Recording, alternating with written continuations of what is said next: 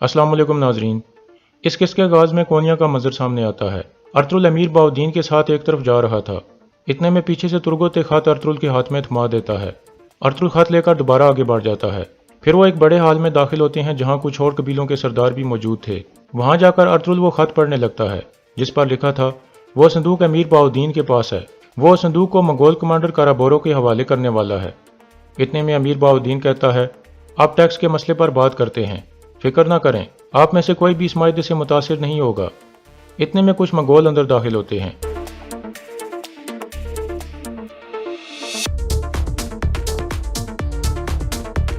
फिर अमीर बाउद्दीन कहता है खुश आमदीद कमांडर काराबोरो।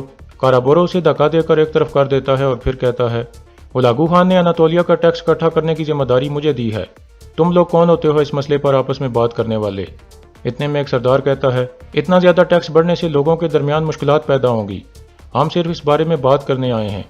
काराबोरो कहता है हम जानते हैं कि मुश्किलात पैदा करने वाले लोगों से कैसे निपटा जाता है। इतने में दूसरा सरदार कहता है हम टैक्स अदा करेंगे कमांडर, हम सिर्फ चाहते हैं कि टैक्स थोड़ा कम हो जाए। कमांडर काराबोरो कहता है आप उलागू खान से सौदेबाजी नहीं कर सकते, आपको यही टैक्स अदा करना पड़ेगा। इतने में तीसरा सरदार कहता है हम टैक्स अदा करेंगे लेकिन एक मसला है, इस मसले पर बातचीत की जरूरत है।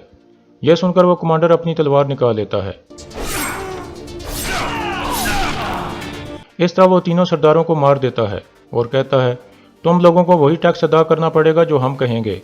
टैक्स का मसला खत्म हुआ, अब मुझे वो अमानत दो बाउद्दीन। यह सुनकर अर्तुल समझ आता है कि ये उसी संदूक की बात कर रहा है। फिर बाउद्दीन कहता है यकीनन कमांडर काराबोरो, आए मेरे साथ। यह कहकर वो बाहर निकल जाते हैं।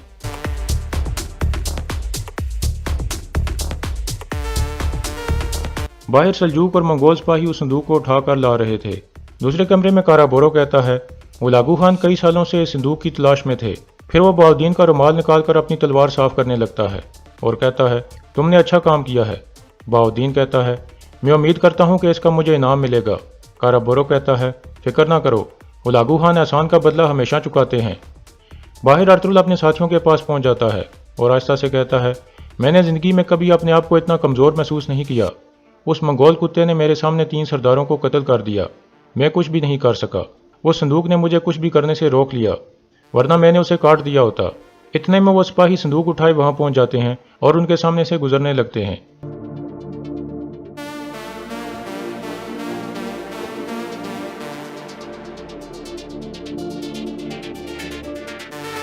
फिर अर्तुल कहता है भाइयों हम इनका पीछा करेंगे। यह कहकर वो भी चल पड़ते हैं। सिपाही संदूक लेकर अमीर बाउद्दीन के कमरे में दाखिल हो जाते हैं। अर्तुल और उनके साथी भी छुपकर देख रहे थे। संदूक काराबोरो के सामने पहुंचा दिया जाता है। काराबोरो कहता है उलागू खान इसे देखकर बहुत खुश होंगे।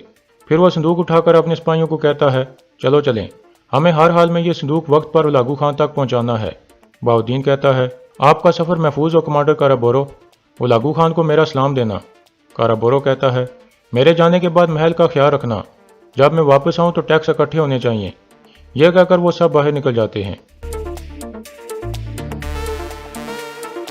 अर्तुल उन्हें जाता हुआ देखकर आहिस्ता से कहता है ये जा रहे हैं लेकिन ये अपनी मंजिल तक नहीं पहुंच पाएंगे इंशाल्लाह। दूसरी तरफ काय कबीले में उस्मान तलवार बनवाने में मदद करवा रहा था और हक है अल्लाह सच है वल्लाह की सदा लगा रहा था।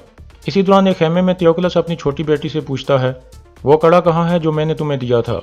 लड़की कहती है वो कड़ा खो गया है बाबा, मेरे ख्याल में जब वो आदमी हमें घसीट रहे थे तो उस वक्त वो कहीं गिर गया। यह सुनकर थियोकलस काफी गुस्से में आ जाता है और परेशान हो जाता है। इतने में बड़ी लड़की कहती है आप कड़े को भूल जाएं बाबा, वरना आपकी तबीयत ज्यादा खराब हो जाएगी, अभी कुछ हराम कर लें। फिर वो अपने वालिद को उठाकर बिस्तर की तरफ ले जाती है। थियोकलस कहता है मुझे मेरी दुआ दो बेटी। यह सुनकर वो लड़की अपने वालिद को दुआ पिलाने लगती है जिसमें द्रैगोस के आदमी ने कुछ मिला दिया था। दूसरी तरफ मंगोल उस संदूक को लेकर रवाना हो गए थे। अर्तुल और उनके सिपाही भी कुछ फासले पर उनका पीछा कर रहे थे।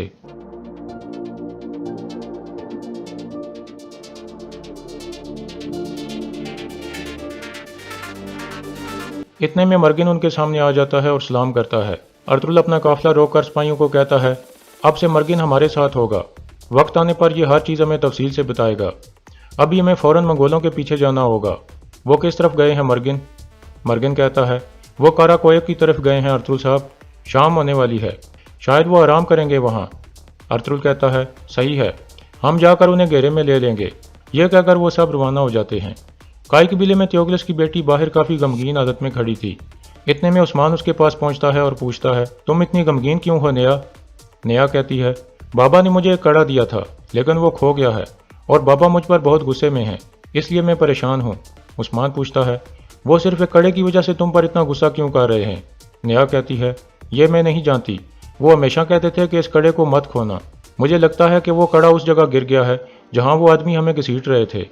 मैं वहाँ जाना चाहती थी लेकिन बाबा मुझे जाने नहीं दे रहे। उस्मान कहता है, मैं उस जगह को अच्छी तरह से जानता हूँ, मैं तुम्हारे लिए वो कड़ा ला सकता हूँ। यह सुनकर नेहा बहुत खुश हो जाती है और फिर कहती है, अगर मेरे बाबा को पता चल गया तो वो मुझ पर गुस्सा होंगे। उस्मान कहता है, तुम परेशान ना हो, मैं किसी को भी पता नहीं चलने दूंगा। इसके बाद रात का वक्त हो जाता है। लफके किले का मंजर सामने आता है। किले का गवर्नर काफ़ी गुस्से में कहता है, वो थियोक्लस कहाँ रह गया? उसे बहुत पहले यहाँ पहुँच जाना चाहिए था। उसका कमांडर जो दरअसल ड्रैगोस का आदमी था, वो कहता है, हमारे सिपाही उसे तलाश कर रहे हैं, वो जल्द से जल्द उसे तलाश कर लेंगे। गवर्नर कहता है, तुम थियोक्लस की अहमियत को कम नहीं समझ सकते, जाओ और उसे तलाश करो। या तो हम थियोक्लस को तलाश करेंगे या फिर एक बड़ी जंग का आगाज हो जाएगा। यह सुनकर कमांडर बाहर निकल जाता है। इतने में गवर्नर की बेटी ईरैन अंदर दाखिल होती है। गवर्नर कहता है, मेरी प्यारी बेटी ईरैन, कैसी हो तुम? ईरैन कहती है, हर चीज़ ठीक है बाबा, लेकिन मैं हर वक्त किले में रहती हूँ, मैं बहुत बोर हो गई हूँ। आपने वादा किया था कि कल आप मुझे घोड़सवारी करने देंगे। गवर्नर कहता है, मैं समझ गया, तुम बाहर जाना चाहती हो। मैं सिपाहियों को कहता हूँ कि वो घोड़ा तैयार करें, लेकिन तुम ज़्यादा दूर मत जाना बेटी। ईरैन कहती है, ठीक है बाबा, आप फिक्र ना करें। काई कबीले में गुंदुज अपने एक दोस्त के साथ बैठा हुआ था और कुछ गुस्से में था। उसका दोस्त चागरी पूछता है, क्या बात है गुंदुज? गुंदुज कहता है, मैंने गलती की और उसका मुझे बहुत पछतावा है, लेकिन मेरे बाबा ने मुझे माफ़ नहीं किया। चागरी कहता है, अरतुल साहब सिर्फ चाहते हैं कि तुम्हें अपनी गलती पर निदामत हो, फिर वो तुम्हें माफ़ कर देंगे। गुंदुज कहता है, इससे पहले भी मैंने बहुत गलतियाँ की हैं, बाबा ने मुझे हमेशा माफ़ किया, लेकिन इस दफ़ा उन्होंने मुझे थप्पड़ मारा और अपना हाथ भी नहीं चूमने दिया। यह बात मुझे बहुत गमगीन करती है। चागरी कहता है, तुम परेशान मत हो, तुम कल के बारे में सोचो। तुम एक लंबे वक्त से इस दिन का इंतजार कर रहे थे, तुम पहली दफ़ा ईरैन से मिलोगे। गुंदुज कहता है, यह मेरी वाहिद तसल्ली है भाई, लेकिन इस तरह की गलती का मुर्तकिब होकर मैं अपने आप को उसे देखने के काबिल भी नहीं समझता। चागरी कहता है, ऐसा मत सोचो भाई, आखिरकार तुम इंसान हो और इंसान गलतियां करते हैं। अहम बात यह है कि हम अपनी गलतियों को दोबारा मत दोहराएं। देखना, हमारे सरदार तुम्हें नादिम देखकर माफ़ कर देंगे। दूसरे खेमे में तलवारें तैयार करने वाला अक तैमूर कबीले के बच्चों को तुर्कों की तारीख के बारे में कुछ वाक़यात सुनाता है, जिससे सुनकर वो बहुत खुश हो जाते हैं। दूसरी तरफ अरतुल और उनके सिपाही एक गार में मौजूद थे। तुर्गत पूछता है, वो उमर कबीले वालों को सोगत भेजकर क्या हासिल करना चाहते हैं?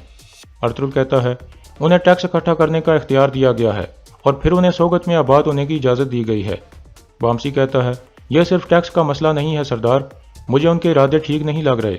अरतुल कहता है, वो उमर कबीले को इस्तेमाल करके हमें आहिस्ता आहिस्ता दफन करना चाहते हैं और आखिर में वो मुझे हाकम आला के ओहदे से हटाने की कोशिश करेंगे। तुर्गत पूछता है, क्यों सरदार क्यों? अरतुल कहता है, हमारी बढ़ती हुई ताकत उन्हें खौफजदा कर रही है तुर्गत। उमर कबीले को भेजना हमें तबाह करने के लिए उनका पहला कदम है। हम अनातोलिया की आखिरी उम्मीद हैं और वो हमें गुलाम बनाना चाहते हैं। आग के शोले हमारे दरवाजे तक पहुंच गए हैं, या तो हम जल कर ज़मीन पर गिर जाएंगे या फिर ज़्यादा मजबूत हो जाएंगे। इतने में अब्दुर्रहमान अंदर आकर कहता है, अरतुल साहब, हमने उनको घेरे में ले लिया है। 2 मजीद आदमी उनके पास आए हैं, लेकिन उन्होंने मंगोलों जैसा लिबास नहीं पहना हुआ। मर्गिन कहता है, लाजमी वो जासूस होंगे अरतुल साहब। अरतुल कहता है, इसमें कोई शक नहीं कि वो दोनों संदूक लेकर हुलागू खान की तरफ जाएंगे।